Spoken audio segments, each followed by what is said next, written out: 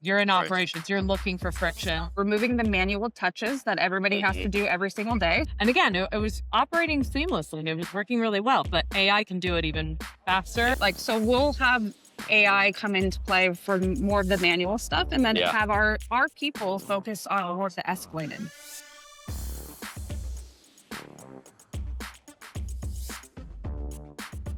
Yeah, absolutely. So Sara Cruz has been with the company for, I think, 18, almost 19 years now. In operations, I started in the AR world and then moved over to oversee all of operations. So it's been a great ride, a long time. I'm Chanel Martin. I'm the Vice President of Operations at HME Medical. So been with the company since 2007, so a very long time as well. And then typical day for us is we live in dashboards. And so we're constantly looking at, where are the bottlenecks, where are the conversions, and kind of watching that funnel live time thanks to our various APIs that we have. So, that's truly the typical day. It's just, you're in operations, you're looking for friction, you're looking for problems. Yep. And give us a little overview of Nationwide. Who do y'all serve? What products y'all run? So we're primarily respiratory. So we're CPAP and resupply.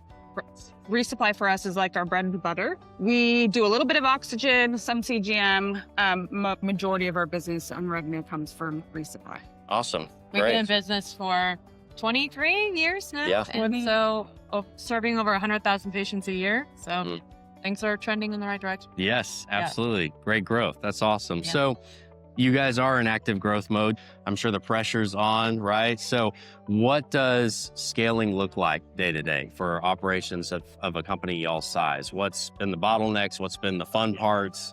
Kind of lay that out for me. Yeah, so we did partner with Heritage about a year ago. Primarily before that, we were homegrown, right? Since then, we've definitely had to scale. So what that means to me is, how do you remove that friction, right? How do you remove those bottlenecks? Majority of the bottlenecks are going to happen in intake because you're onboarding new patients. So we've partnered with technology companies to be able to scale and reduce that friction. Also be able to take on as many referrals as we possibly can. So Chanel, I'd like to ask you this question, but what's one of the operational changes that you've made in the last year that you really wish you had done sooner?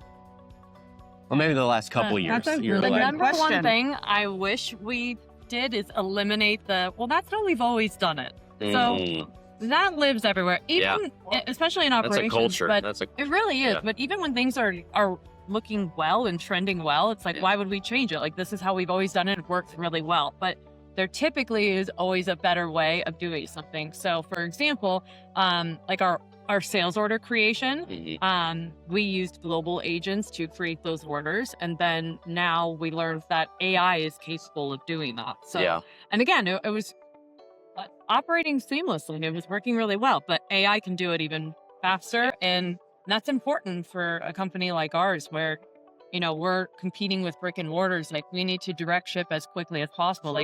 Our competitor is Amazon, basically. We got to get there as quickly as possible. So, those are some of the main things.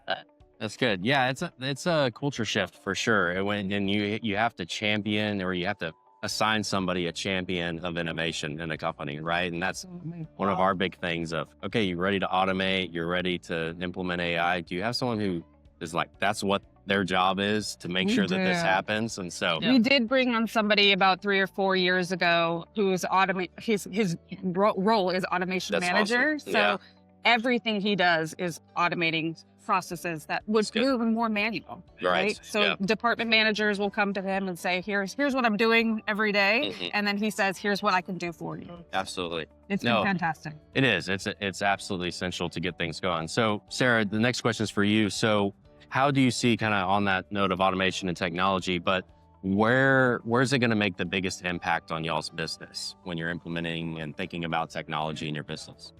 Honestly, it's just removing the friction. It's removing the manual touches that everybody has to do every single day. So really, it starts from the top the funnel, which Yep. is referrals. Referrals come in, we process them as quickly as we possibly can.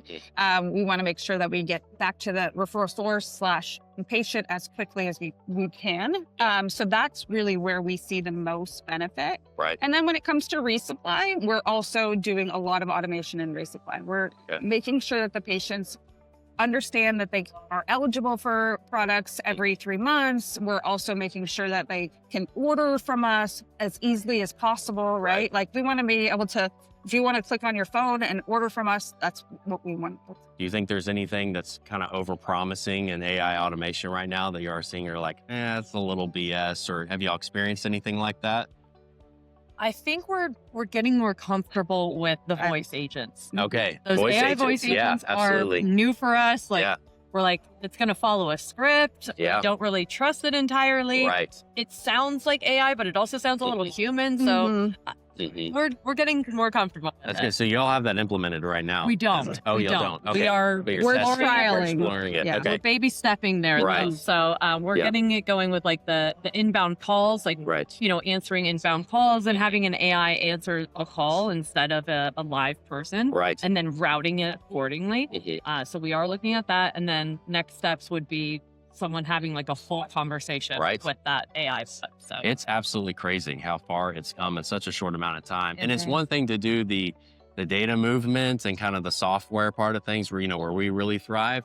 But when you start imitating or trying to, replace a human truly in that voice side, and I don't like to say replace a human because y'all may not have the bandwidth or even the staff to take that call. And so you're just enabling more, right, from your I staff. think for us, it's really about taking away like some of the day-to-day stuff that our Yes. staff doesn't need to focus on, right? Like, so we'll have AI come into play for more of the manual stuff, and then Yeah. have our people focus on more of the escalated That's great. tier Yeah. 2, tier 3 things. Yeah, I love what Dewey says. He says, let humans handle humans and data handle data, right? So let's get the humans back in front of taking care of patients.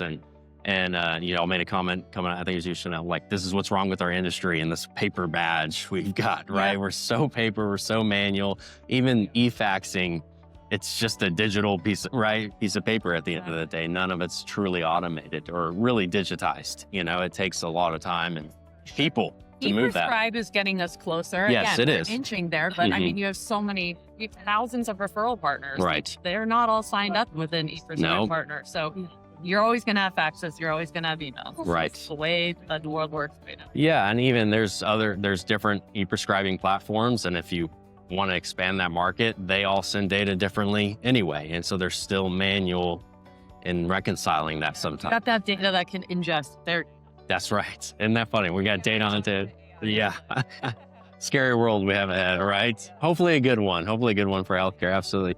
So this question's for you, Chanel, but when you're evaluating new technology and automation, you just talked about the voice, the call AI, but so what's kind of your gut check? What are you like I don't think this is right, or you're like all in? Like, what's that thing that kind of hits your gut that helps you decide a partner?